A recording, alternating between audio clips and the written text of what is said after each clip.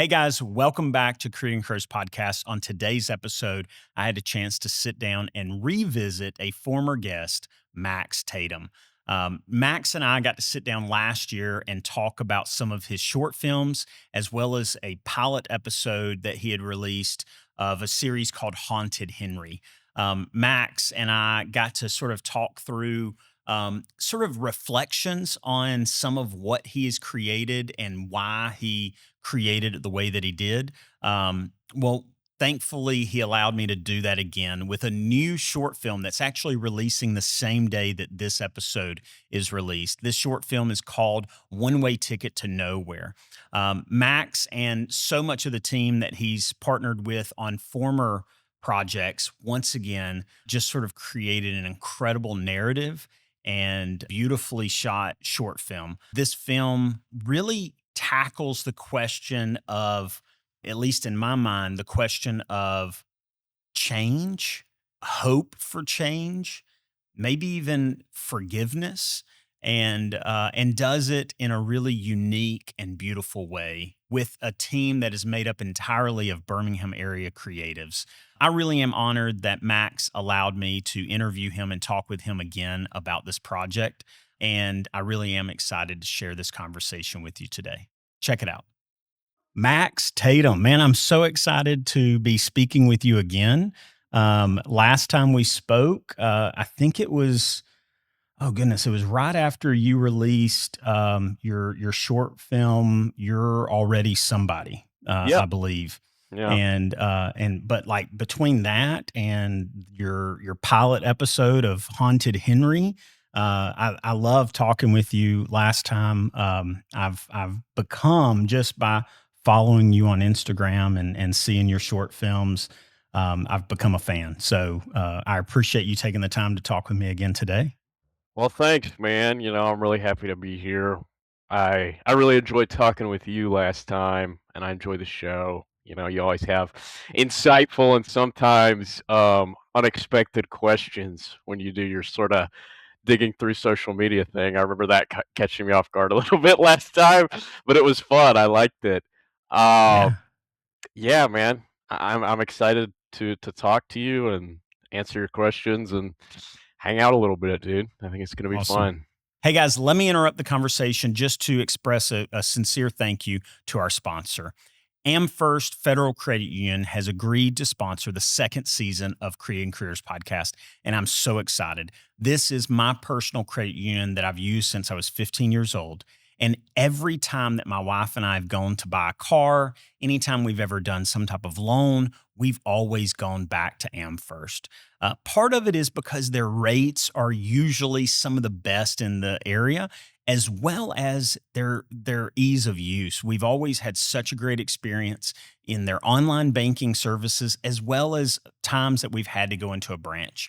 I really am excited to have this sponsor that is somebody that I trust, somebody that I have a long-standing relationship and partnership with along with my family.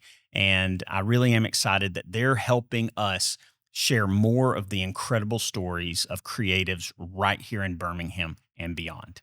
So, without further ado, back to the conversation with Max Tatum. Check it out. Yeah, yeah. Well, I appreciate you sort of shared with me that you were premiering your new film, and so hopefully this is a time for us to just sort of sit back and talk about that and look at it. But I've got some slides. I want to go through those and try to keep myself on task a little bit. So for those that maybe don't know you, maybe didn't see the first episode, can you just tell us in general, like, who is Max Tatum? Who are you? What do you do? How do you sort of sum yourself up, if that's even possible, Yeah. in sort of a few sentences? Very philosophical question. Um, I mean, the short of it, I'm a writer, a director, I'm an artist, you know, I'm just a guy that has a vested interest in telling stories. Uh, I'm a guy who has ideas pop into his brain. I'm always trying to figure out the most effective way to convey them and get other people to feel them. Uh, I'd say that's pretty much it. I Yeah. make stuff. Yeah. I love you talk about making people like feel them. And Mm. and that's something like I was even talking with I think the most recent episode that I just put out, sort of launching season 2, which you're a part of. So thank you so much for helping me do that. But I was talking with John Champion and Sean Patrick Kirby, and I think it was John that started talking about the idea of oh, what was it? It was that sort of that idea, we're not chasing perfection, we're chasing emotion. You know, it's Yeah. like it's the reality of the feeling that you're going for, not this like perfect image.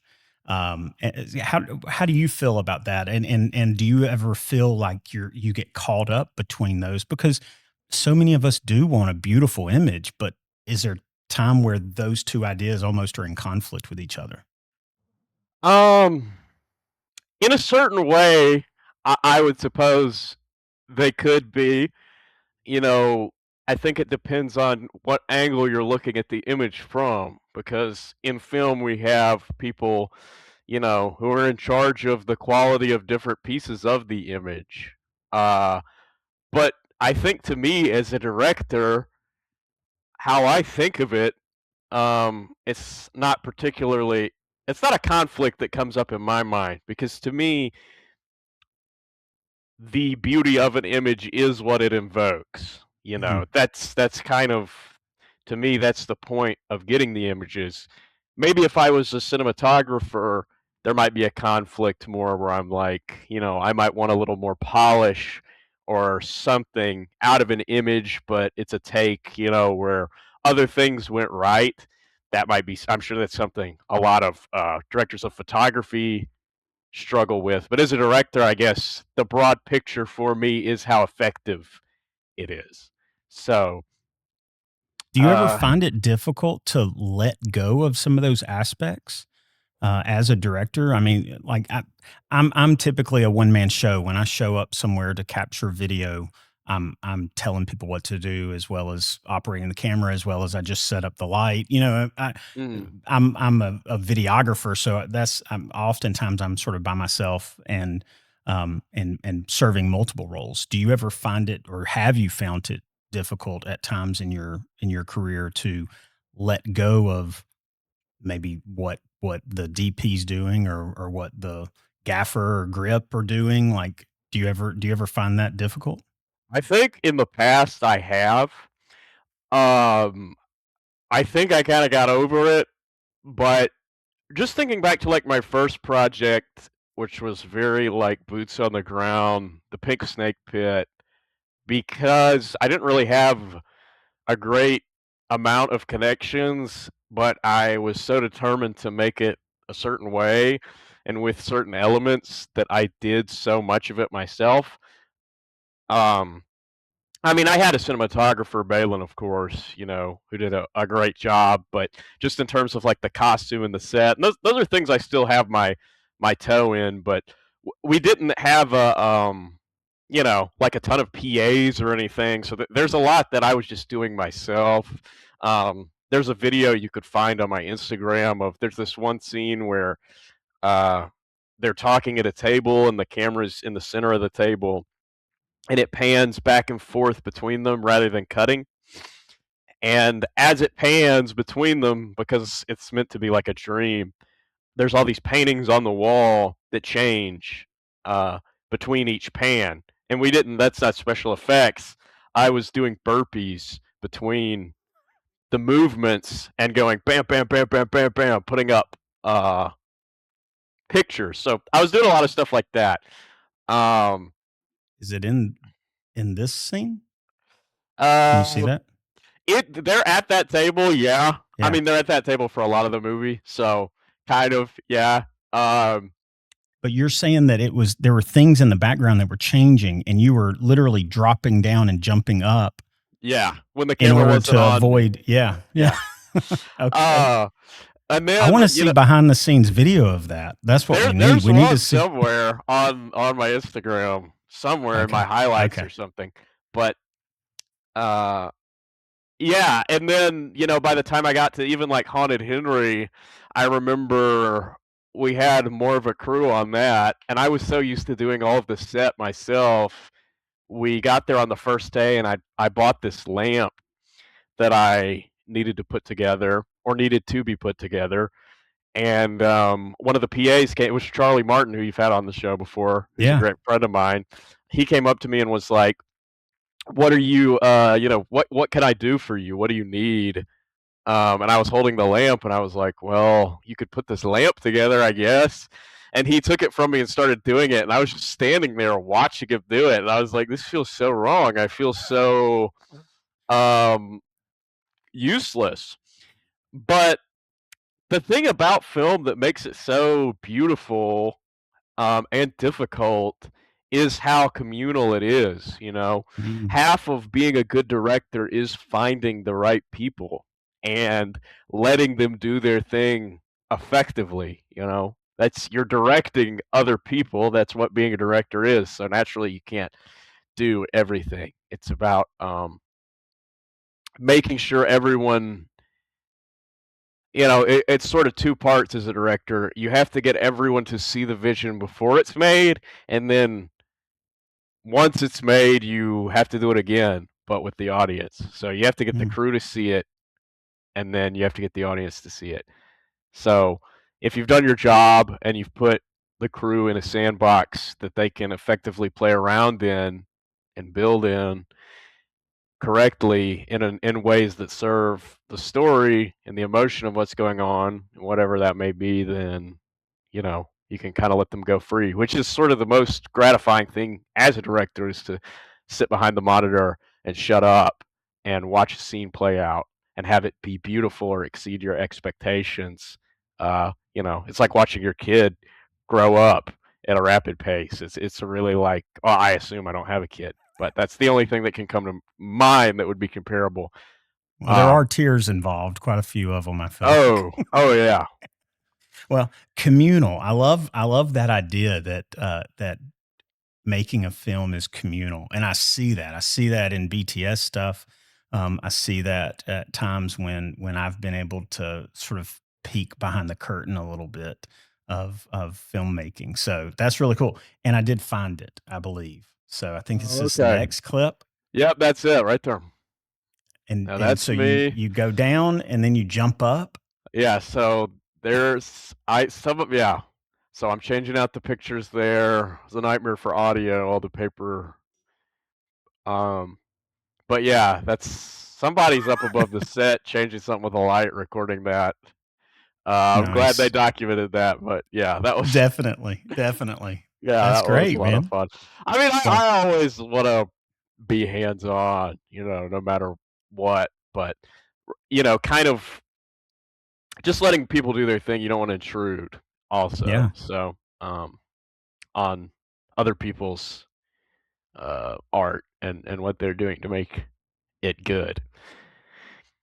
That's cool. Well, again, the communal idea sounds, um, it's what so much of what we do creatively in general, especially whenever you're talking filmmaking, or even the kind of videos that I make. It's about those interactions you have with people. I do a lot of interviews, so it's like those moments that may not even make it to the cutting room, to actually make it through the cutting room. So many of those interactions you have with people, those moments that you sort of share a united thought or experience or even like an emotion. And it seems like the same thing with film. It's like you're working to collectively together towards something. And like you said, whenever you get to almost step back and see all of everyone's effort come together in this beautiful moment where I mean, I can imagine there's times where people are laughing hysterically together. There's times where people are crying together, and in general, though, it's that unity that you're feeling that really makes it all worth it. They say it's the journey, right? Or it's the actual journey and process to get there. It's not the destination that it's all about. Absolutely. That's just really what's so beautiful about film. I mean, about art in general, but specifically film or, theater as well, like these things that are communal, that take so many moving parts and so many different artists to make is like I think the piece, like a story, the film, the whatever, exists independently in a way from everyone, right? It's your job to kind of shape it, and having so many different people shape it, it is like it takes a village. It's like watching something grow and progress uh, beyond whatever it was when you were first holding on to it. It's really it's incredibly cathartic uh, to watch that happen in so many different ways. Whether it's an actor bringing a performance to life, or the cinematography going beyond what you thought, or the composer writing a beautiful piece of music that I mean I don't I wouldn't be able to do that. So that's just really is it's really a beautiful thing because I don't know. I don't think of my movies and almost like I don't think of things like they belong to me necessarily because I think it's kind of silly to take credit for ideas because ideas just sort of appear, on their own accord when they want to. Mm. Uh, it's your job as an artist to take this thing, this language that only you and this idea understand, uh, and translate that into something that's tangible for other people. Artists are almost translators for unknown things. Um, yeah, Yeah. so that's kind of how I think about it. I don't think about it like me or anyone really in the crew owns it. It's like we're all working towards this Rosetta Stone thing that maybe it emerged in my head first, and we all work in film, and there's different ways we can kind of capture this invisible thing that's being communicated that can't be spoken, can't be done any other way.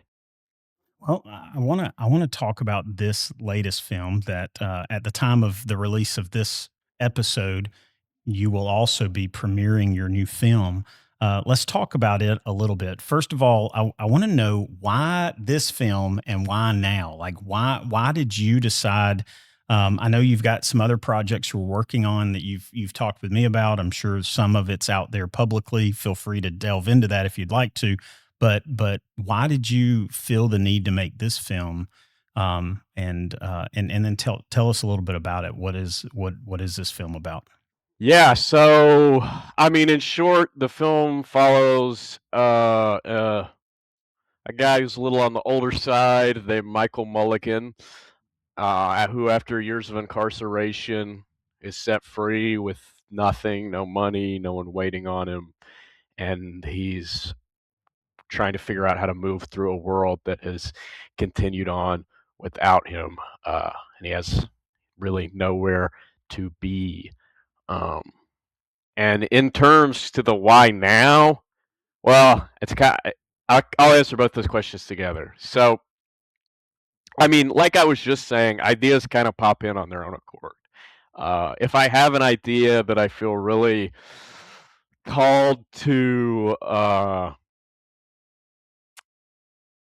create or to communicate, it's I kind of have to do it. You know, um, it's almost like you feel like you need to throw up, like you just have to release whatever this is, and it just has to come out.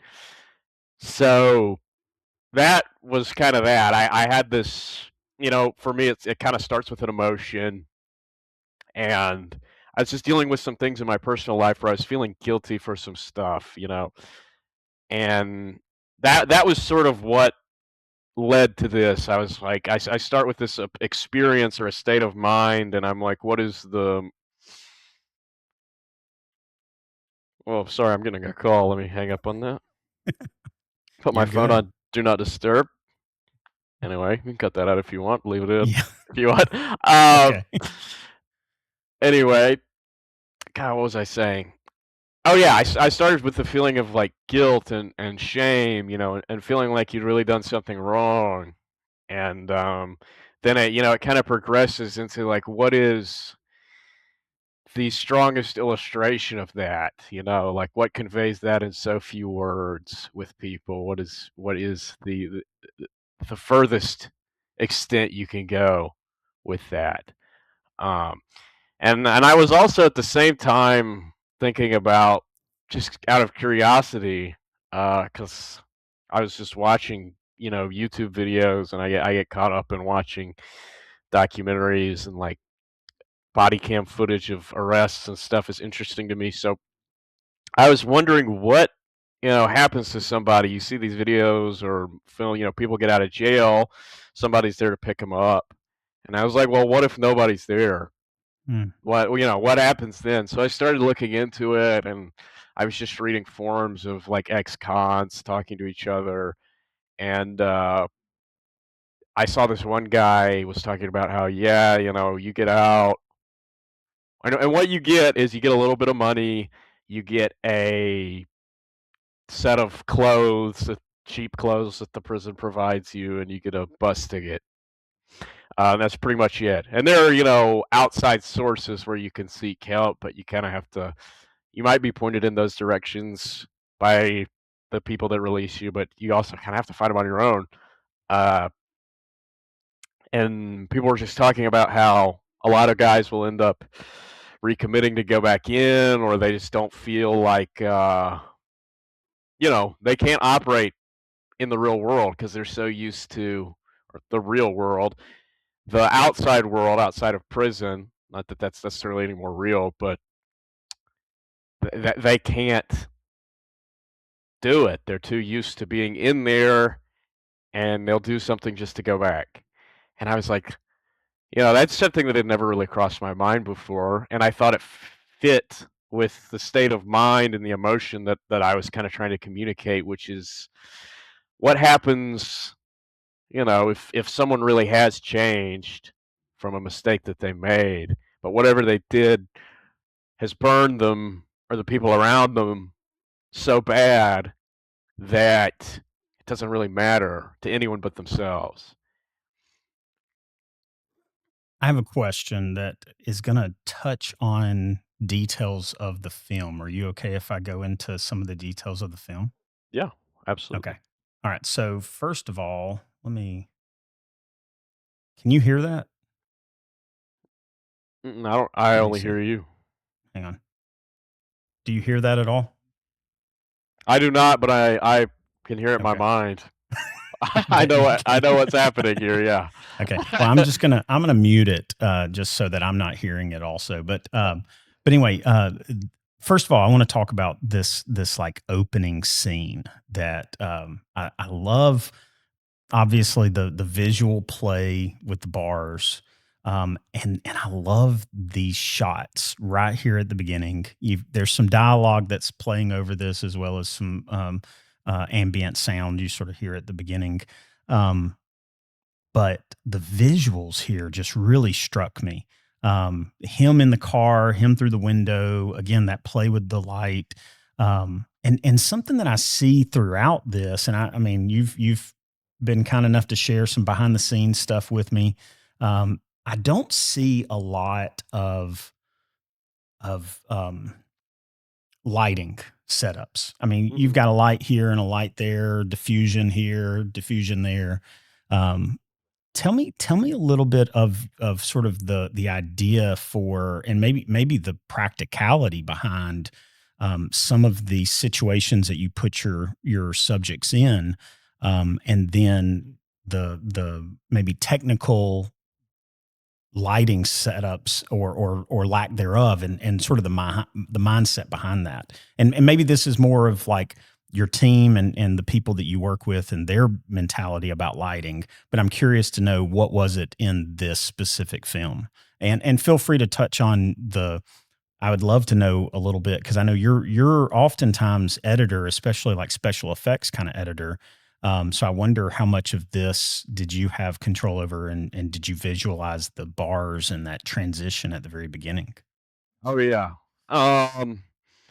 Well, I guess first to talk about like the cinematography. I mean, Balin is the best. That's why I always work with Balin, is because I like his work the most, and he does a great job. I mean, for me, the practical lighting, we both kind of favor that. I like motivating from practicals. I mean, obviously you have to, exaggerate things, but I like a more naturalistic look. Especially for this, I wanted it to feel very physical. Sort of, we're with the color here. Brendan Martinoni, the colorist, did a great job of we're emulating reverse film stock, which is what was used for Mm. a lot of cheaper films back in the day because it was cheap. But there's something very beautiful to me about it. I mean, we shot on digital, but we emulated the look of the film because it's just very colorful, and there's just something very like low to the ground about it. It feels personal and emotional to me for whatever reason. Films like Buffalo '66 or Texas Chainsaw uh, were shot on this film stock, so I wanted it to have a very gritty kind of vintage, independent, physical feel to it because I thought that Yeah. fit the theme of the story. And, it's about a pretty kind of, I don't want to say he's not a simple character, but I think he thinks of himself as simple. You know what I mean? He's a humble person, and I wanted the imagery to kind of reflect that, and with the car, that whole car sequence, I mean, originally I visualized it just starting out the window and pulling away.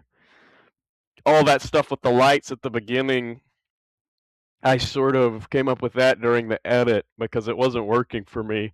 That opening took a while for me to kind of get how I wanted because it just wasn't hitting how I envisioned for a while when I was cutting it, even though the pictures, the images were very beautiful. And I think, I imagine that's a really hard thing anyway. How do you enter a world, yeah, to some degree? So, but I thought the way you did it, I mean, you got the play with the red and blue lights, so obviously then it's sort of keying you in on something involving police. And the initially I'm like, what are these lines? And then eventually the lines get so close and then sort of blur, and then you sort of see it, they sort of coincide with the lines in the back of the police car, the bars. yeah, So yeah. I mean, my thinking is, there's certain parts of this that have a higher level of abstraction or surrealism to kind of convey what's going on. Most of it's not really like that, but there's certain through lines in the film. There's these motifs that you kind of see throughout. And one of those is red and blue. There's a lot of red and blue in the movie yeah. intentionally to kind of play on that feeling. And there's a lot of obstruction of the main character and parallel lines. Um, you see him through things because I never wanted to see him in the prison, but I wanted to. He's still feeling it, so we kind of Mm, feel that in the world around him. It's a lot of this, when we're in the car. I didn't want to have like a drone shot or see the camera on the side of the street and the car passes by. I only wanted us to be where he was because I think he's, feeling very claustrophobic. So we have these kind of tight images of him and him being in the car. So we kind of get this isolation, this trapped feeling, but there's a world outside. So we get that feeling without actually seeing him in the cage. But my thought was there's also this thing that's happening that happens a couple times in the short where the audio is playing a different scene than the camera is playing. right. Um, in that conversation, we're hearing him talking to the correctional officer at the desk about where he wants to go, explaining to him this is what he gets. He gets a bus ticket, da da da da. And we find out a little bit about that. So we're hearing him exit the prison without seeing it, and I was like, I kind of want to get that feeling of him leaving or being there without literally showing it, so we kind of stay in his mind. So that was my thinking: is we're seeing the police lights, we're hearing sounds of him being let out. You hear the keys jiggle and the footsteps of the guard approaching, and the bar the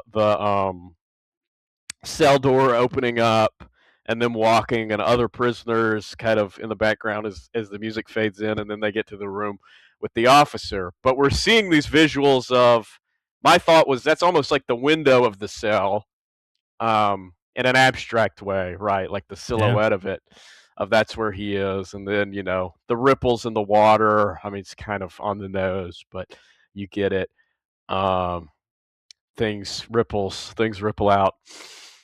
Uh, yeah, and then once it transitions into what the shot originally was going to be, which is you know looking out the window, and then I was like, that's it, because it we're seeing like the strongest example of all these motifs, like in an abstract, harsh way. The red and blue and the bars and the ripples and the sound, and that kind of lets us anticipate things to come subconsciously, I think.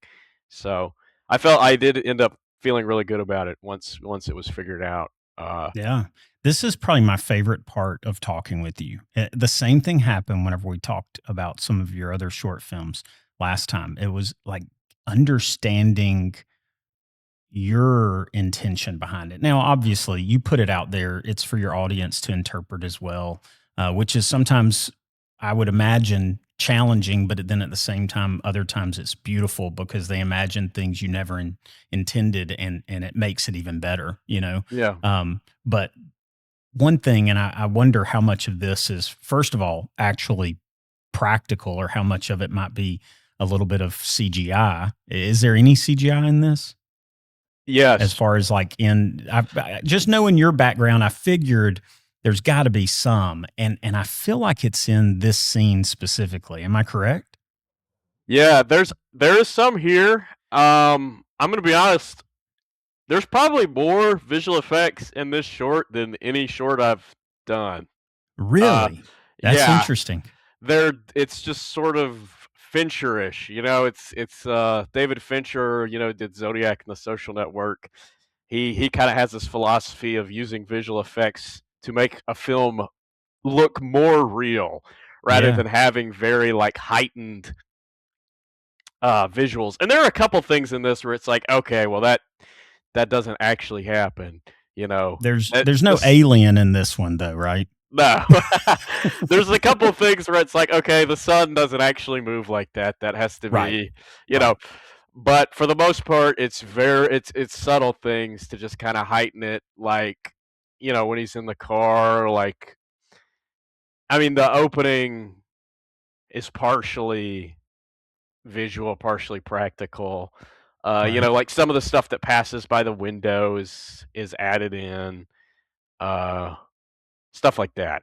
Well, can I ask something on this specifically? And Hmm. this seems to be something I see and hear throughout is, and I even wrote this down on my notes. Let me refer to my notes real quick. I wrote down uh, hope for change is what I wrote down on my notes. Hmm. That's sort of like my takeaway for this. It's like the idea is there's hope that someone can change. There's hope that I can change and become a better version of myself. We hope it for our children, that they're going to grow and develop and become, you know, what the best version of themselves. You know, it's this growth and development. But then it looks like to me there's this moment where above his head says no future. Yeah. And then later on you even hear, I guess, this sort of like this former love tell him, like in a laughing moment, tells him you never change. And Hmm. then even, and I hope I'm not giving too much away. I'm hoping by now No, people yeah. are, if not, stop and go watch it right now. Yeah. But Oh, then this, watch the movie before you watch this. Yeah. definitely, definitely, especially if you've gotten this far, go back, watch Yeah. it, and then there's probably a link below, so click the link below and go watch it, and then come back and finish the conversation.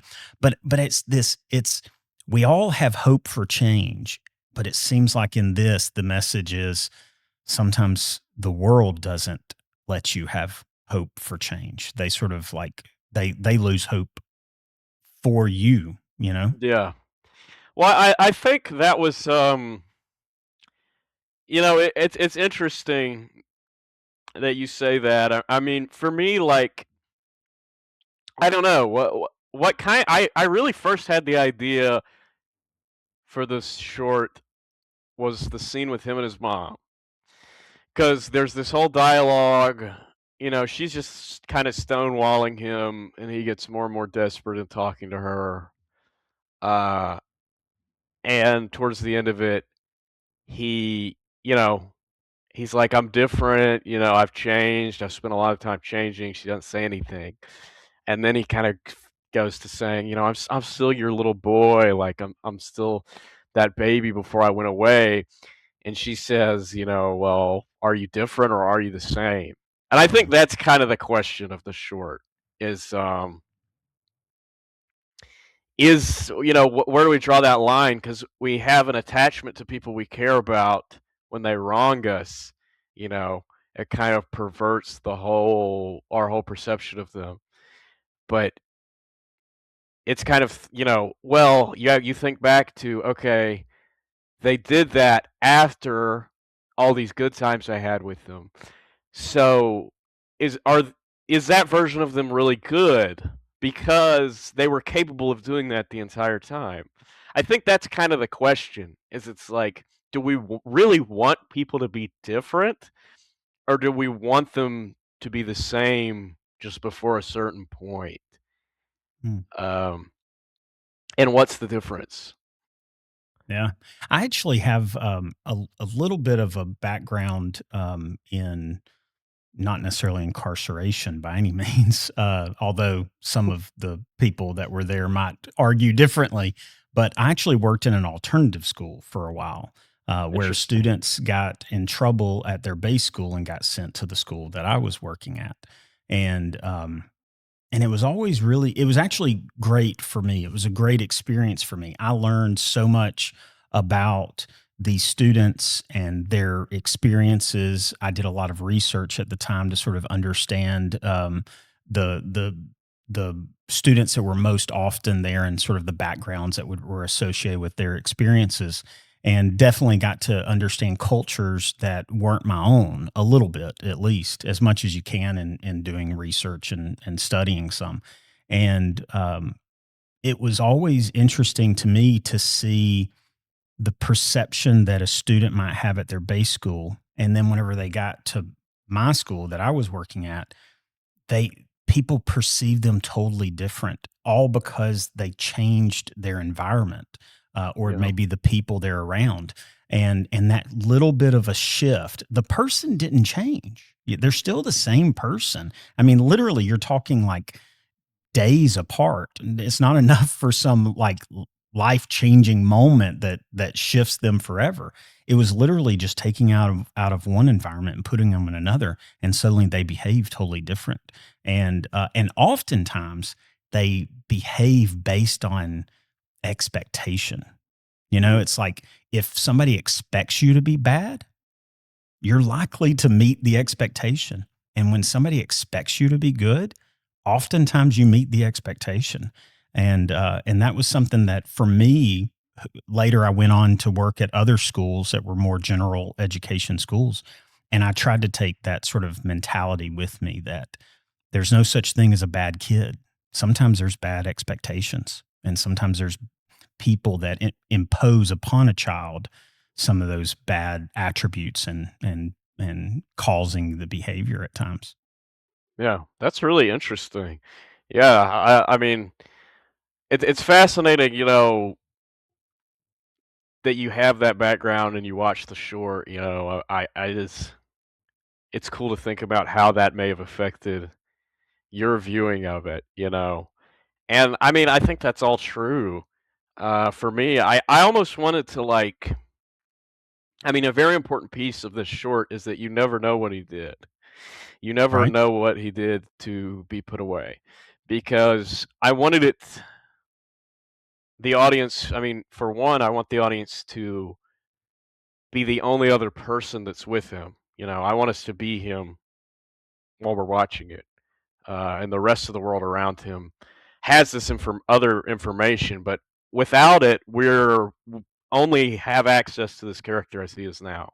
Whatever he was before, whether it was the same or different, this is the version of him we see after, and that only. So I didn't want people to be able to watch it, and if what he did was revealed, then you lose the connection, or at least some people might, because you imagine it's something that you'd never be capable of doing, you know? That was Yeah. kinda my thing. I want you to imagine, well, I could be this guy. For whatever reason, I could be this guy, you know? And if it was one thing or the other, that isolates the audience immediately and makes them cast a judgment on him that the world is doing in the short. Yeah, I think, I mean, it depends on people's view of themselves. Sometimes I have a pretty low view of myself, Well, that's but good. Me too, me too. I think in general, my viewpoint of myself, and probably colored by a lot of other views that I've got, I would say oftentimes we're all just one step away, right? I mean, it's Oh, just yeah. you step to the left and you're good. You step to the right, next thing you know, you've made that mistake and you end up in this guy's situation. I mean, we're all just one step away. Hopefully, that's again, that can be good or bad. You can one step away from making the greatest decision of your life, and you're one step away from potentially making the worst. Yeah. That sounds really like a Well, bad, it's could be a it's really bad true. view of the world, No, no, I but don't think it is. I think it's healthy, and I think it's true because, I mean, nobody would be virtuous or good or anything, yeah, if they weren't capable of doing something bad. They'd just be like, you know, they'd be like robots. little animals. Yeah, they'd Yeah, be like yeah. little innocent creatures. Well, and We hopefully it all can do teaches. something bad. Agreed, and hopefully it teaches us to have some sympathy for somebody like this person. We Yeah. haven't even actually mentioned the actual name of your short yet. So it's One Way Ticket to Nowhere. Yeah. Can you talk a little bit? I mean, obviously, we've already alluded, or not alluded, but spoken about Bus Ticket, right? I mean, that's sort of what he got. Um, and I think we're both sort of hitting around to the idea of this being sort of feeling like he doesn't ultimately get anywhere. But what was your initial idea, or what's sort of the hope that that title evokes?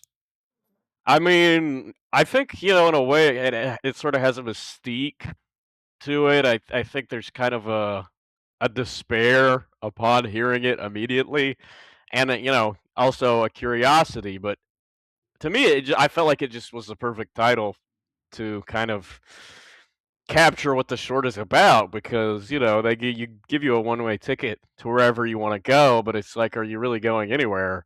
You know Hmm, what I mean? yeah. Because ultimately, you're going somewhere one way, you're going nowhere, and you can't come back from nowhere. So, yeah, that was kind of my thought. It's just you're getting a ticket to go somewhere, but you're really not going anywhere, because there's nothing for you there. The idea of not having a safety net. I mean, Exactly. I Yeah. mean, I've got 4 children and, way too many. We're trying to figure out which one we're gonna send back, but no, I'm kidding, I'm kidding. But no, we've got 4 children, and all of them, we would say to them, "Hey, we're always your mom and dad. We're always your safety net. If anything happens, we love you and we're here for you." Now, you gotta be within reason. You're not gonna protect your children from consequences to their own decisions. At some point, there's got to be some. You've got to go out and experience struggle and hardship at times, but you hope that there's always some type of, like, last resort. You can always come to us. Yeah. Um, but in this guy's case, he literally goes to his mother and still gets nowhere with that. Yeah. It kinda It's a makes you tough think, spot. What did he do? Because Yeah. when I was working with that actress, Janelle, I mean, she's just fantastic. Um, all the act I mean, Kevin Wayne that plays Michael Mhm. is just a true professional, so talented, such a great guy.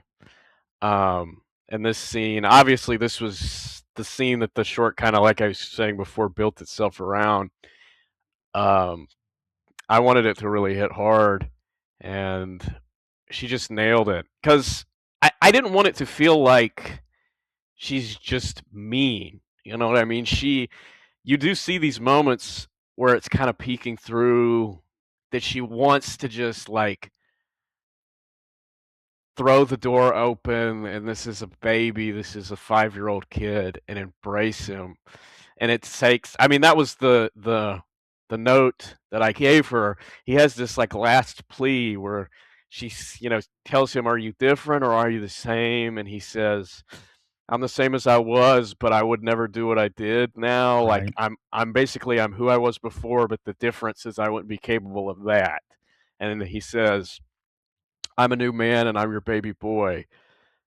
And right here, yeah, you can see she's having this moment, and I told her, I was like, as he's saying that, I just want to imagine him, he just regresses in age, and you're seeing him, from this withered man that you don't recognize all that much to that little boy in the photo. And I said, it takes every ounce of your strength not to throw the door open and hug him, but it's not safe to do that. Mm. Whatever, it's not safe to do that, and you have to hold strong ultimately to protect yourself. And, that You know moment that where she that's slams the door is just heartbreaking. They're so good. They're so good. that's something, I don't get too deep into this because it's personal, it's family, but it's not my story to tell in some Sure. ways. But we've gone through some family that have made multiple bad decisions, and there is a point where somebody gets where you feel like you want to help them, you've tried to help them.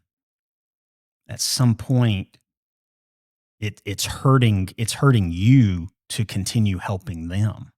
Mhm. And that's something I don't think I've considered yet with this. So it's really interesting. You really look at her a little bit as this, like, because when you see her, at least when I first watched her, I did feel more of that, like, just almost like a stubborn mother figure a little bit. Mhm. But it's interesting to think she loves him. She would love nothing more than to embrace him, but she's reached that point where she's been hurt so many times. She's lost so much, that she's literally in defense mode and trying to salvage what's left of her life. And at the same time hoping that he will learn somehow, but feeling like, I think she even says ultimately he hasn't changed. And maybe there's that message again, there's that lost hope of him, but in part because of all the hurt and pain and suffering and loss that she's gone through. Yeah. I mean, and the real tragedy of it is that we and Michael, the character, know that this time seems like it would be different. Mm, But when you reach a certain point, you can't really know that if you're her. So, yeah. it's very sad. She hasn't followed him like we have, and we haven't Yeah, followed him very long. We sort of connect with him early on and feel this, um, trust in him a little bit. She hasn't yeah. gone on that journey with him. So Yeah, well, we kinda see him, he goes first thing he does is go to church, and this junkie approaches him, is trying to sell him something, and he's trying to get rid of him. You know, we see him doing things when no one else is there, but, frame of reference for these people, maybe he would do those things, and they've seen yeah. it for years and years and years, so why would they think that he's being honest? Yeah. Mm. Okay. All right. You tackle some tough topics in your short films, man. You really do. All right, so let me ask you this: what was the hardest part of this film? What was the Oh, hardest part of making or writing or the actual directing or editing? Like where and it could be any little piece in it or maybe multiple pieces. But what would you say was the hardest part? man. Mm, I'll give a multi-part answer because I wrote it, directed it, and edited it. So I'll tell you, writing it, I don't know. For me, this one wasn't there. I can't think of anything particularly. I feel like the story just kind of made sense. There wasn't a lot that I had to do in terms of rewrites and like trying to figure stuff out. I felt like the pieces kind of fell into place as the idea emerged. When we were on set, there were two things that were challenging. The scene with the mother was challenging because that house is right next to the street, and there was so much noise. Things kept going wrong because people would drive by playing really loud music, or They wouldn't listen to Quiet on Set? no, no, we couldn't warn them. They were mobile, but that and yeah, it was just a bunch of sound, and then I think that was kind of throwing Kevin off, and there was this one line he kept mis saying the wrong word on, which normally I wouldn't care, but it was kind of important. So we kept having to go kind of do different pieces of it, and we were falling behind schedule.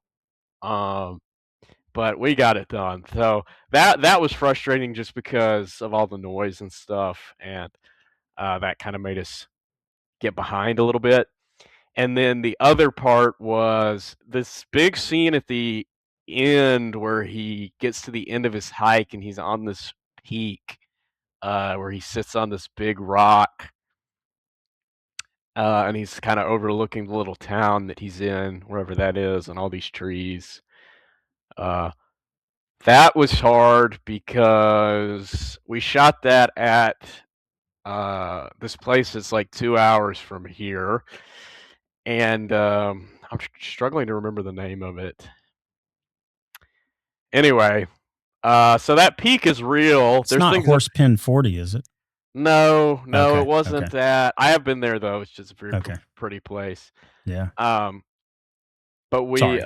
no, you're good. You're good. So that was real. The town wasn't actually there. I put that's was done in post because I wanted to find somewhere that out looked over Birmingham like that, but it didn't exist. So we kind of had to add that part. And Birmingham ended up being a little too big anyway. I wanted it to look more Right. like a small little place. Um, anyway, so we shot all the other hike stuff, and then we all drove there, and they had like closed early, so we couldn't get in. And I was like, "Oh my god, I made everyone drive 2 hours for nothing," and I wanted to die. It was I just hate letting like wasting people's time. I try to really plan everything out to a T, and yeah, it sucked. We ended up being able to go back out and get it, but I just kind of had to admit defeat and be like, guys, there's no way we can shoot this without being on that rock. So sorry, let's all go home and we'll get it another day. Um, and then that was the hardest part directing. That sucked. You know, I felt like I let everybody down. Yeah. But I mean I really did, and I'm just hard on myself. You know, I wanted everything to be perfect. And then in the editing room, that opening scene, the first like 3 minutes of the movie were hard. Up until he gets to his mom's house were really hard because I kept struggling with feeling like it was too exposition-y or I felt like it was boring. I was like, I feel like we're just kind of setting stuff because kind of we really are. We're just sort of setting stuff up to get to that point, and then the more complicated emotional stuff happens. But we kind of have to have a baseline understanding of the character and what's going on. And I wanted to find like creative ways that serve the story to do that without feeling like I'm just telling you something, you know, when we're getting the information about you're let out with money, a ticket, clothes, you know, and then how do we see he's a good person and how the greater world sees him. So we have the scene with the church where the little girls are giggling at him for, you know, wearing sweats and a big oversized shirt and Crocs and looking dirty at church, or what are they, you know, or they might know. We don't know. They might know Right. what he's done. You know, they might have heard of him and they're giggling at him. So that's a moment where it's like, okay, like there's that the shame is a little broader and easier to read. And then you know, we see him just do little. He's like he gets a bunch of food at the gas station because he's been in prison, eating prison food every day. So you know, he gets some pizza and a big bag of goodies. So I kind of wanted to see him enjoying the spoils of freedom a little bit there. He does other things later on, but and then you know the scene with the drug dealer because I was like, we need a way to see that he's gonna do the right thing when no one else is around. Uh, and that was that, which is to me a little bit of a humorous scene. Uh, just because I feel like we've all been berated by somebody like that at some point. Maybe not, but I feel like it's common, you know, somebody comes up to you and is like, you know, asking you for money or Yeah. You have a whatever. very interesting Tuesday afternoon. And they're relentless about asking you for money. Uh, and I mean I kind of wanted to parallel Michael with the drug dealer because it's sort of like this is what people expect of him Yeah. is to meet up with this guy immediately after he gets out of prison, you know, find a guy on the corner selling something and buy from him. But he doesn't, and then it's like, okay, well now I feel like I know this guy, and Yeah. we can go into these more emotionally nuanced scenes with the mom and you know talking to his ex girlfriend and stuff, and have a full understanding of them. So I wanted the beginning and everything to feel captivating and not boring, or lose people's attention. That's what I was the most worried about, and I don't think it does. No, I think one of the things is the benefit of a short film is the fact that you do have to cram so much in such a short period of time. I don't Yeah. think people will even have time to get Well, bored from even if there was one slow part, which I don't recall a slow part, but even if there was, it's going to last such a short period of time before you move on to the next.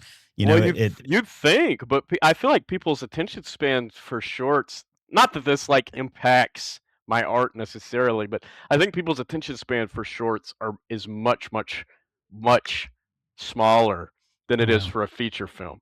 You Yeah, I know? mean, nowadays in the TikTok era, I mean, we've got seconds, right? And then we're moving Yeah, on. So, but I yeah. mean, I felt like it moved at a really great pace, and I felt like even each scene, I mean, before you knew it, you were on to the next. It almost left some, I would say, left you almost wanting a little bit more to Well, know, good. you It know, should. like what we need a spinoff of the drug dealer's life, don't we? I Oh, mean, maybe. Nathan, oh my god, he did such a great job. When I contacted him for the role, because I've met him before, and he was in a short that I edited, called Robbers, that he was really funny in, and he plays this really erratic, kind of dork that tries to rob a pawn shop but doesn't know what the hell he's doing. Um, So, I thought he was funny, and he had the kinda lanky build. I mean, he's a very healthy-looking guy in real life. He's very right. straight edge. He doesn't do any drugs. He doesn't he's never smoked or anything. So, there's a scene later on where you see him smoke a cigarette, and he was very apprehensive about doing that at first. And I was like, because he's like, "It's gonna look fake because I've never done it before." And I was like, "You don't even have to take a toke. Like, you can just have it in your lips. You don't have to he ended up doing it and he did great. But I was like, dude, you can be shaking like you're on crack or something stronger. Right. Like, you know, it doesn't have to be perfect. And he did that. I love that part right there where Yeah, he the flicked. flick. Yeah, I would have messed the flick up. It would have hit me in the face. he just did that, and I was like, that's awesome. But yeah, he crushed it. I mean, I love all the performances in this are just really strong. But yeah, he was awesome. Um, Okay, well, I want to talk about something. There's I don't know, the screen may be small, so I apologize, oh no, you're good.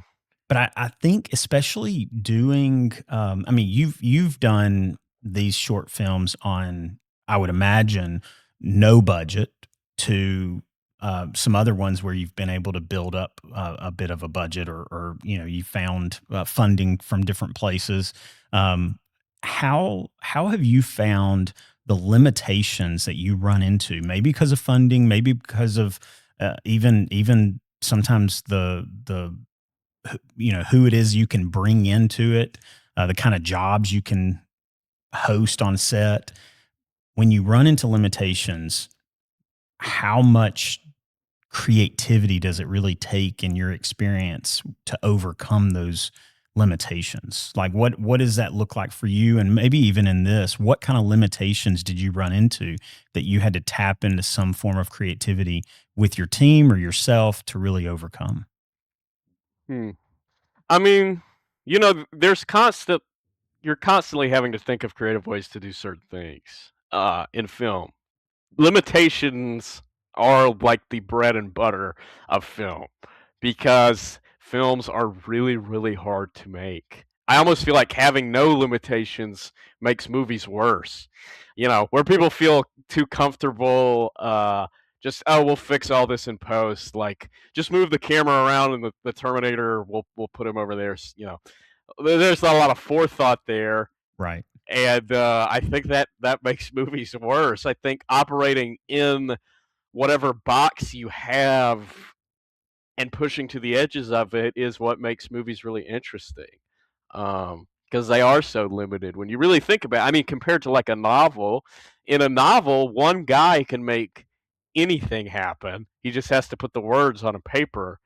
For a film, it's completely different. Yeah. That's why so many movies are inspired by novels, is because one guy has boundless creative power to do whatever he wants in that world that he's writing, and then that is proof enough of how effective the idea is, and then a movie studio is like, well, okay, if someone brought this to us as an idea for a movie, just as a movie, it'd be too big of a risk because there's too much crazy stuff going on. But Lord of the Rings is so famous and so well done, and it's all there on the paper that we know we can spend a bajillion dollars and make it into a movie and it'll be effective.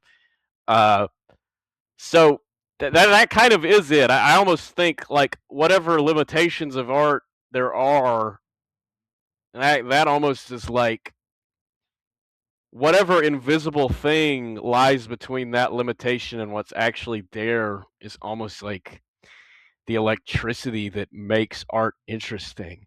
You you I s- think of one takes. You know, I mean, that's become. I feel like has become a real big thing now. Is it's like you don't have to do a one take. You know, yeah. there's no rhyme or reason most of the time that it's like this must be done in a one take, and it's like people set their own limitations oftentimes because I think there's respect in like killing a scene in spite of those limitations. Oh yeah. Were there any specific limitations that y'all faced in this that you're like you're just really proud of how it was overcome? Dude. And it may just be making it.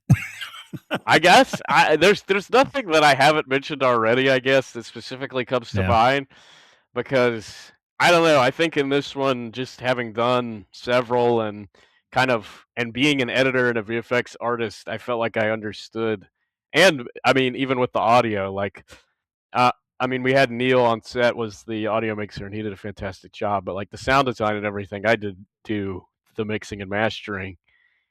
Um, I feel like I was aware of the limitations as they were happening and kind of planned for majority of them beforehand. And then,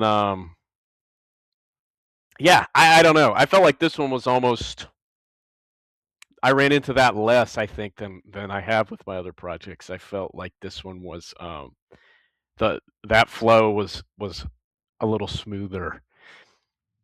Yeah. Well, you cut your teeth on quite some challenging ones already, Yeah. Not to and say there definitely, weren't challenging things in this, I just kinda knew what we were gonna do to make those things happen, if that makes sense. The yeah. I will mention this.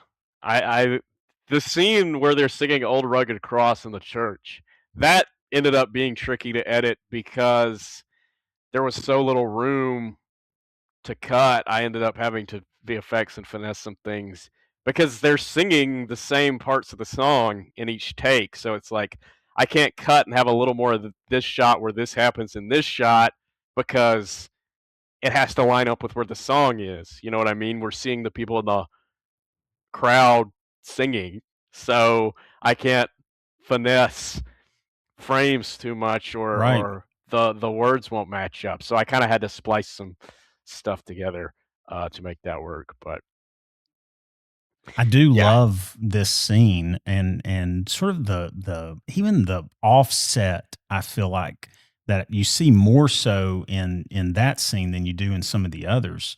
The From the actual main character being offset to the preacher being offset to even the cross, the shot of the cross being a little bit more offset. I thought the whole balance of your images or maybe uh, asymmetrical balance. It seemed really good. I love some of those shots. Some of my favorite shots in it.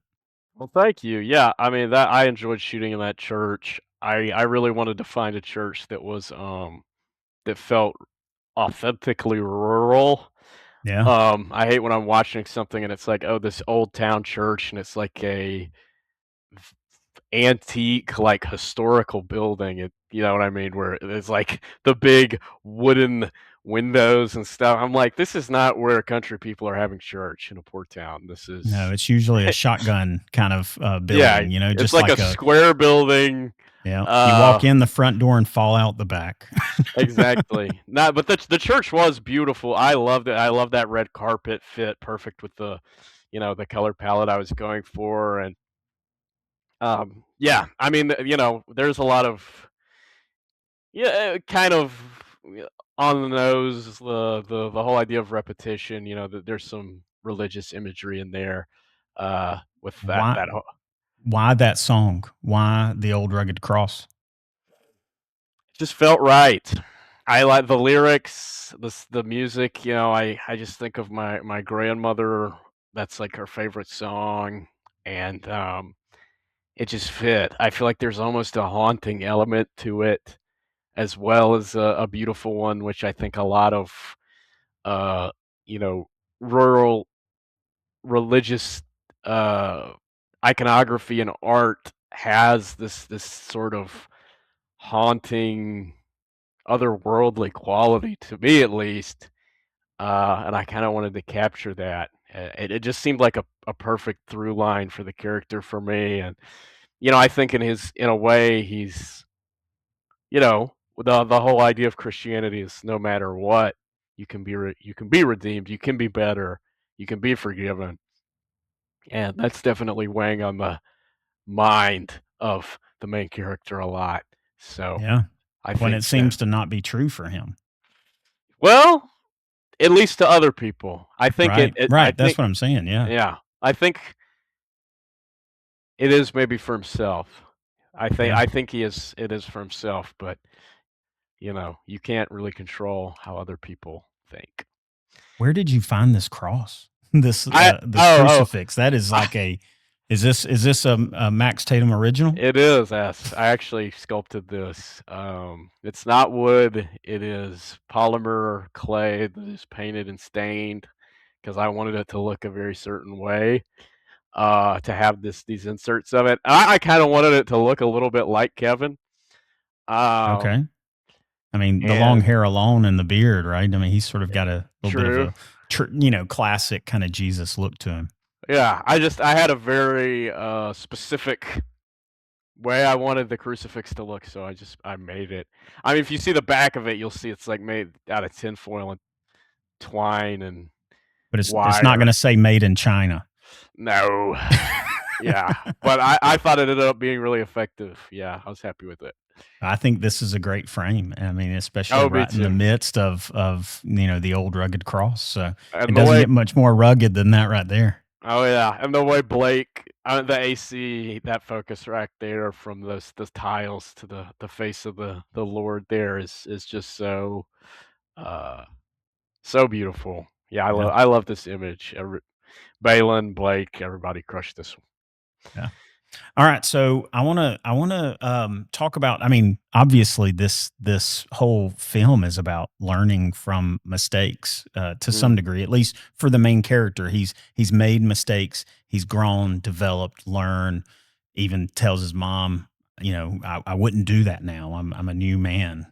mm. Um, what kind of mistakes have you learned from over the years? And I mean, Lots. we can talk life if you want to, but I guess I'm aiming more towards film and like where have you made mistakes and then grown from those mistakes? Maybe even mistakes that people that watch your films they'll never know, but Mhm. you'll always remember, and probably even every time you see a certain frame, you'll remember.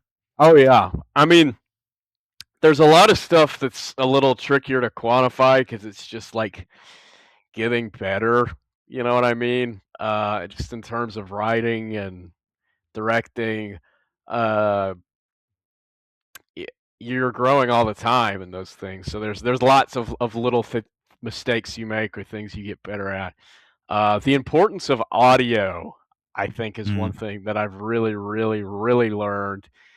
I mean, I think in You're Already Somebody, that was kind of a turning point, I think. I think Haunted Henry has very good audio too, but I didn't do the audio for that.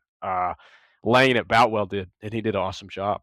Um, but my first film, I think forever the weakest part of Snake Pit is the audio, and that haunts me forever. It's kind of more forgivable for that film because of how weird it is, and it's the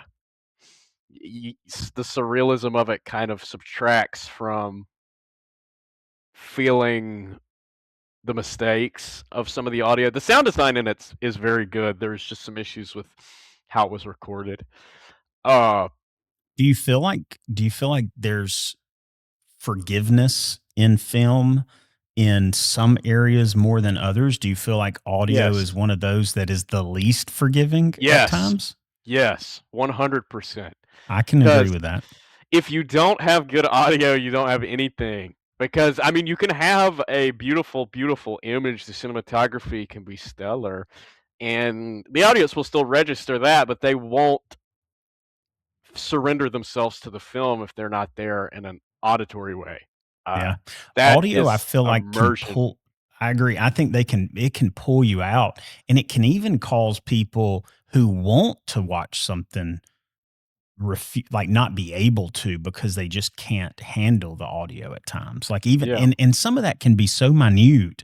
It doesn't always have to be like really bad. Sometimes it can be just bad enough, if that makes sense, Even with audio. subconsciously, I don't think Yeah, most people. I mean, there's some times where it's so egregiously bad right. that someone that knows nothing about film or audio or anything could be like, "This sounds terrible." But Mhm. a lot of the time, I think it's more subconscious, when it's just mediocre or, not good. Uh, I don't think people will register how bad it actually is. They'll just be separated from the film, uh, and not exactly know why.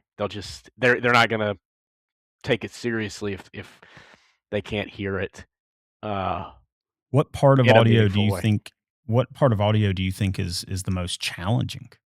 Like the capturing on set? Do you feel like it's more of like appropriate placement of sound effects, the Well, mastering of that? I would say, I mean, I can't speak. I've never ha been a on-set audio mixer, but I can say in terms of post, I mean, the most tedious and the most exact is mastering the dialogue, especially because With sound effects and stuff, it doesn't have to necessarily be compressed any sort of way. It can be a little more soft or fluid. It doesn't have to be as the audio of the voice is the most tangible, exact, and important thing that you're holding on to while you're watching. You're listening to people, the actors talk. So that's the most important part. I think you can get away sometimes with other stuff if you have to, but if the dialogue sounds bad, then it's not gonna be super watchable. I agree. I agree. Well, in this film, I thought it was great. I thought y'all did a Oh, great job. thanks. It sounded I did not get pulled away at all by the audio. I felt like it was well done, and I do like sort of those you're hearing one scene and you're watching another scene. I felt like it was a really like even the way you described how you wanted people to understand where he came from without necessarily showing where he came from. I felt like the way you did mix up the audio and the actual visuals was masterful. I thought it was great. Well, thank I you. thought it carries the story along a lot quicker, um, while not making you feel. It doesn't pull you out of one and at the I guess for the sake of the other.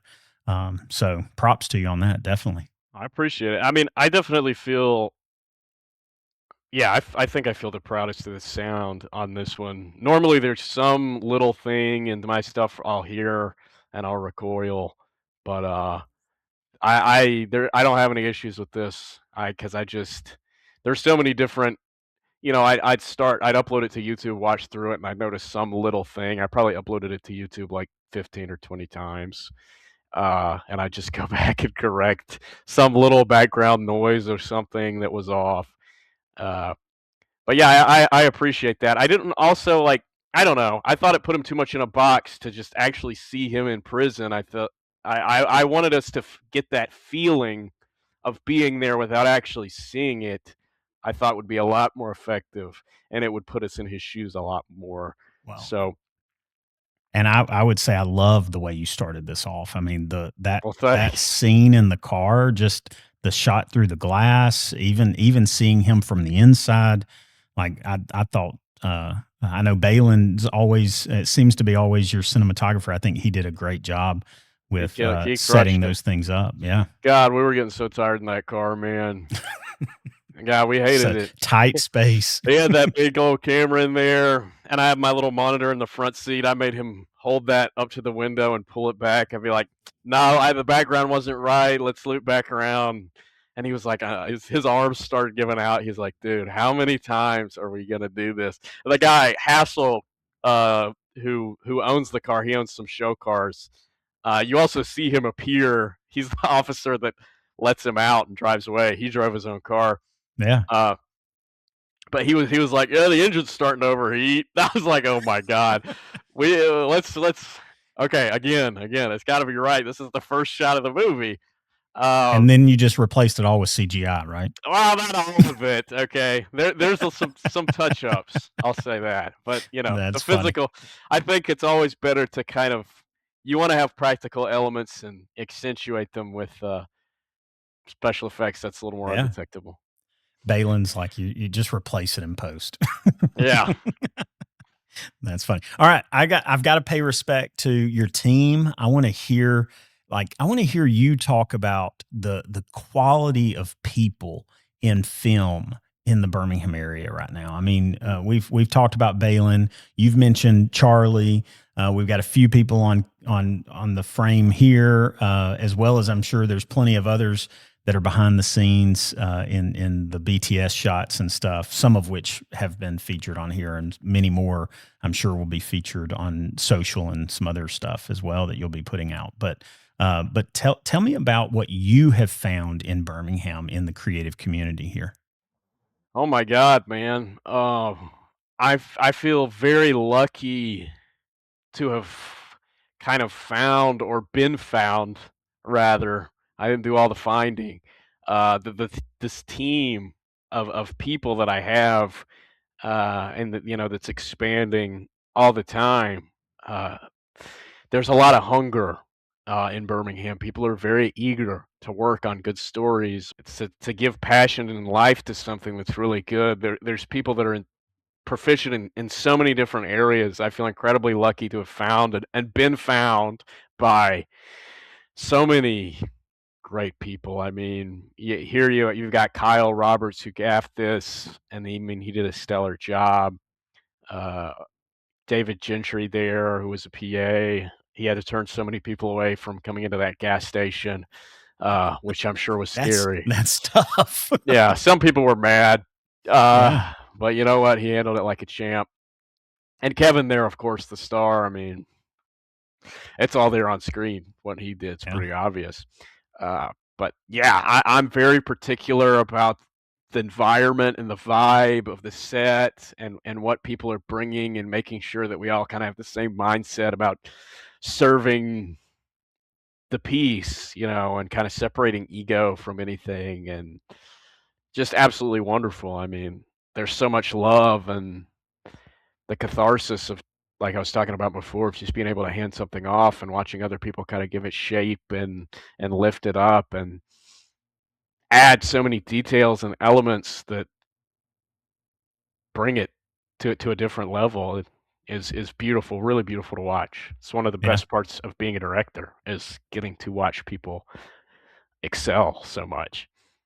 Yeah. Well, I'm sure I'm not going to ask you to list off everybody. I've felt like I hope you don't feel pressure to try to identify everybody Oh, that's behind the scenes on this. I But mentioned a lot of people yeah, already. but there's some photos in sort of the last couple of images that at least show even more people behind the scenes.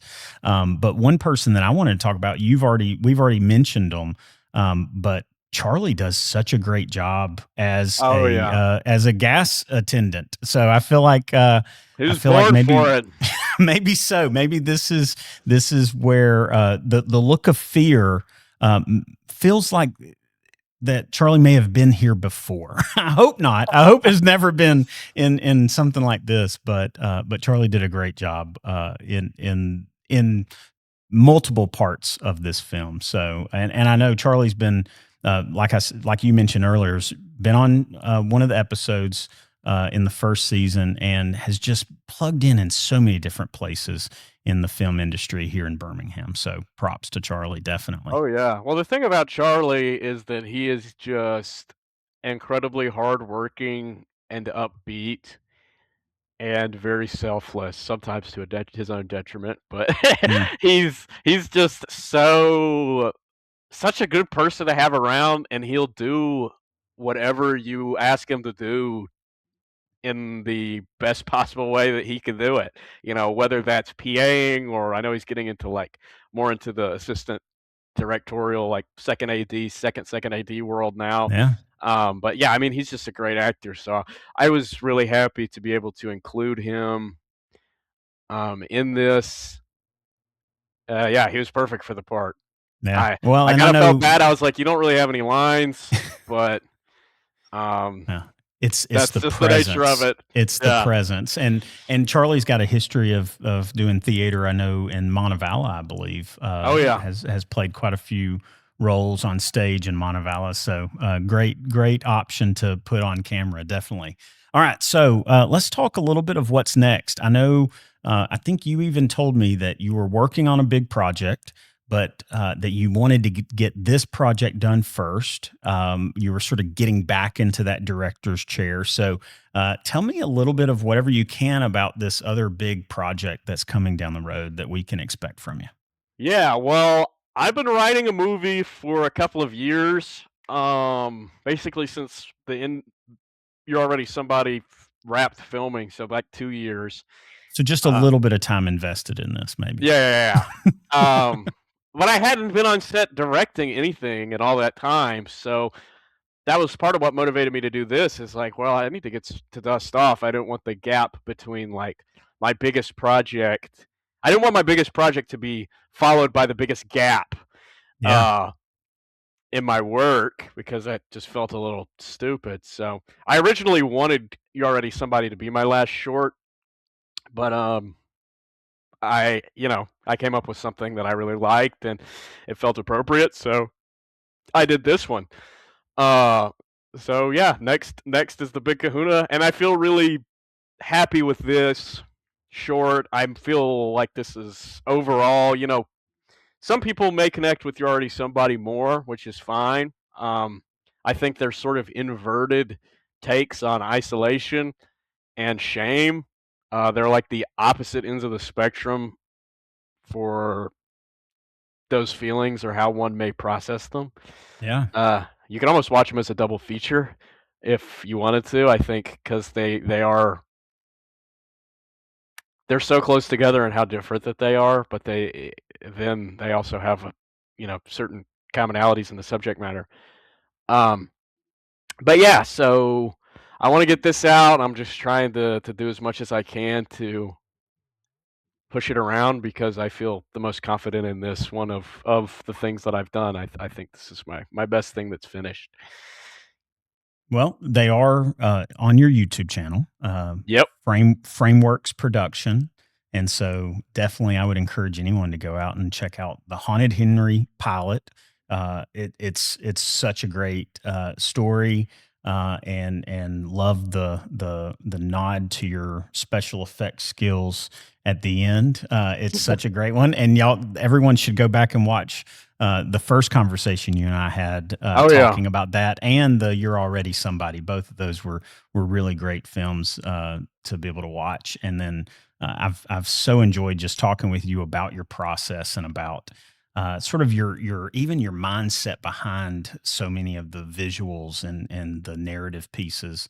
I Yeah. appreciate it, man. Seriously, I've got one last thing. I like to say thank you to you and your team. So Oh we've yeah. got your team up here. I'm assuming this is most of them. I don't know that it's everybody, but at least on those days, it seems to be most of the people that are behind the scenes. Um, but you've I got an think so. incredible team that you're working with, and I think you've got some incredible stories that you're telling. Thanks, So man. props to you, and thank you so much for just taking the time to talk with me today, man. I've really enjoyed it. Totally. Max Tatum, the writer, director, VFX artist, editor extraordinaire. I'm sure I missed a few other titles in there that we could throw in, but Let me ask you a question. go for it. Would love it. What's your favorite of my work? Just curious. It doesn't have to be this if it's not. I'm just No, curious. no. To be honest, I really love Haunted Henry. I Yeah. really do. I don't know. I mean, it's a little bit. Tick- Obviously, it's longer. It's more involved. mhm. Um, I feel like because of that, you get a little bit more character uh, build. True. You're already somebody is really deep and painful in a lot of ways, and but you don't get much of the character. You don't know much of their story, and I'd say the same with this one. Not that those. I mean, I think the lack of background and story sometimes can be just as powerful, if not more so, because then it leaves so much up to your imagination. But Henry, and you don't get a lot of his background either, but I love the play between him and sort of what he's haunted by. Yeah. I won't go too much into that. Watch the last episode, or go back and actually watch Haunted Henry. But I Yeah. really love it. I Kate's. love the comedy to it. Even though the comedy is very like dark kind Yeah. of comedy, but it's good stuff. I loved it. Kate's It's still great. one of my I don't know if favorites. you realized Kate. I mean, obviously she's the lead, and You're Already Somebody, but Right. that's also her on the phone playing his girlfriend. I don't know I if you picked up on that, but I don't yeah. think that I knew. I mean, obviously, I saw her in BTS stuff, so I knew she was involved in this project. I don't know. Oh, I know what it was. So the dream scene, we didn't even talk about that. I say dream. It's like dreamy. It looks Yeah. like it's following some people that you've already seen, like the two girls at the church. They seem to be playing soccer, kicking Mhm. back and forth. The preacher or singer at the church and his daughter. I believe Mhm. that they're in that. And then there's what's her name? The actress you just Kate Kate. Edmonds. Yeah. Yeah, so Kate and some guy that you didn't really see before, and I assumed that was the main character and her, or maybe it's her and the new love. Yeah, could be. Kind of my thought with that scene was he's thinking about all the little things that he's not gonna have access to anymore, you know? He's thinking about Okay. everything he's leaving behind, like, Yeah. uh, women, you know, he won't be able to have a child, uh, Friendship, all like friendship, all the like play kind of friendships. yeah, all those things, or even, like, the cigarette, the guy smoking a Oh yeah, cigarette. yeah, yeah. Yeah, so that was kinda my thing, it's like all of these people that you've seen throughout the short as he's looking out over the town and the sun's setting, you're seeing all of them doing all these kind of innocuous things that might have no significance to them, but to him, it's a big deal, these little moments. Yeah. Yeah, I thought it was a sort of an interesting part that so much of it at that point it's like up for interpretation. Like, Mhm. how do you want to take that? And to me, that's the hardest part of these things. And I feel like you do that a lot with You're Already Somebody. Like so much of that you don't just tell the audience. The Well, audience is left to sort of interpret it for themselves. I mean, I think in a way and I hope I'm not making your thing run over No, as no, you're no, trying no, to no. You're okay, good. okay. Yeah. Um, I mean, my thing is ultimately what makes movies good is always to a certain extent gonna be invisible. I think it's a conversation you're having with the audience, you know?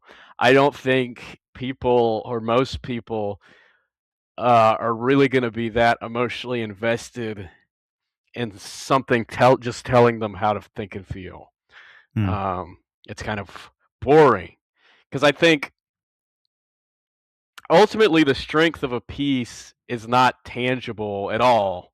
It's whatever is invisible that the image or sound lets you feel, like that's why you can remake a movie shot for shot, like the Psycho remake, you know, and it Yeah. sucks because it's not, you know, okay, we copied this exact lighting, this actor is giving more or less the same performance, but it doesn't feel the same, and it's because it's not the literal picture that makes it good. It's it's like you're carving out a space in your brain that is the perfect hollow for an idea to fall into. The rest is technical prowess to get you to a point of understanding something that can't be spoken. So I think what really makes movies good is what lies in between the image, the sound, and the audience. There's something that's not tangible, almost spiritual there. Because otherwise you just put somebody crying on screen, everyone would burst into tears. You know, it's not like things are objectively good in art that automatically promote a certain emotion or reaction, you know. But Hmm. all art really is trying to get you to see something invisible, you know? It's the in between. Yeah. Hmm. It's that sounds very daunting for It you as is. a writer and director. That sounds extremely daunting to be able to uh, do that and do that effectively. And I say effectively, it doesn't even have to be like the newest and greatest, but just to achieve the goal. It sounds quite challenging. So It but is. I appreciate you attempting, and I think even Attempting. six. Well, I'm saying Okay, okay, okay. I appreciate that you stepped up and you're like, I'm going to try and do this, At and least you tried.